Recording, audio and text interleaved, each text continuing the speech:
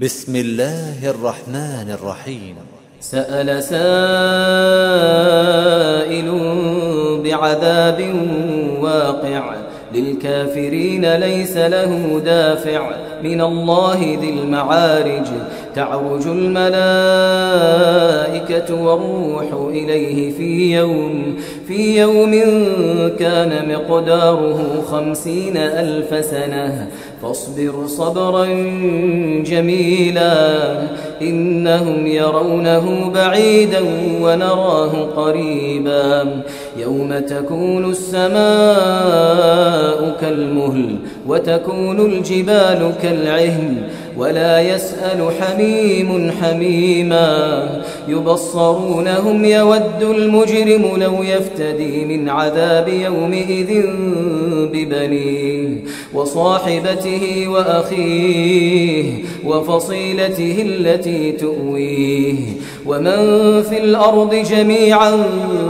ثم ينجيه كلا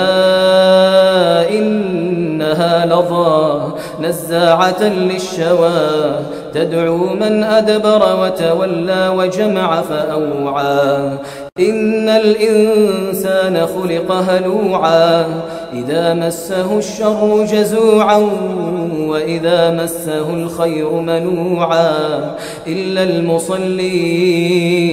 الذين هم على صلاتهم دائمون والذين في أموالهم حق معلوم للسائل والمحروم والذين يصدقون بيوم الدين والذين هم من عذاب ربهم مشفقون إن عذاب ربهم غير مأمون إن عذاب ربهم غير مأمون والذين هم لفروجهم حافظون إلا على أزواجهم أو ما ملكت أيمانهم فإنهم غير ملومين فمن ابتغى وراء ذلك فأولئك هم العادون والذين هم لأماناتهم وعهدهم راعون والذين هم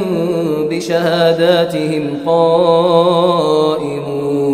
والذين هم على صلاتهم يحافظون أولئك في جنات مكرمون فما للذين كفروا قبلك مهطعين عن اليمين وعن الشمال عزين أيطمع كل امرئ منهم أن يدخل جنة نعيم كلا إنا خلقناهم مما يعلمون فلا أقسم برب المشارق والمغارب